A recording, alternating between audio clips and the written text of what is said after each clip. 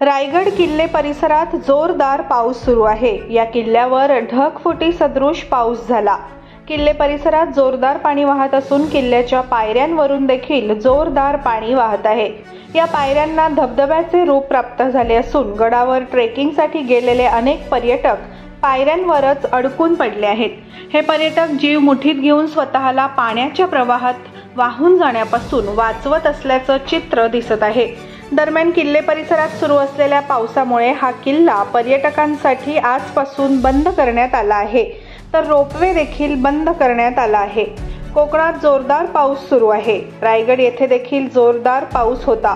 कोकणात काही परिसरात ढगफुटी सदृश पाऊस झाला आहे, त्यामुळे येथील नद्यांना पुराचे रूप आले आहे।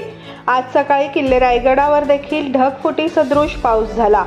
किल्ल्यावरून जोरदार पाणी वाहत आहे। किल्ल्याच्या महादरवाजातून देखील पाण्याचा मोठा लोंढा वाहत असून लोंढ्याचा रौद्र रूपाचा व्हिडिओ व्हायरल होत आहे।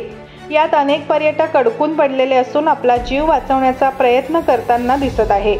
पर्यटकांनी एकमेकांना पकडले असून सुरक्षित स्थळी जाण्याचा प्रयत्न करताना ते आपल्याला दिसत आहे।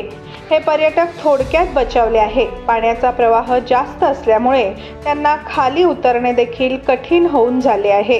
कसे तरी हे पर्यटक पावसाच्या पाण्याच्या प्रवाहातून बाहेर पडले आहेत। त्यामुळे मुसळधार पावसात गड किल्ल्यांवर जाऊ नका असे आवाहन करण्यात आलेले आहे।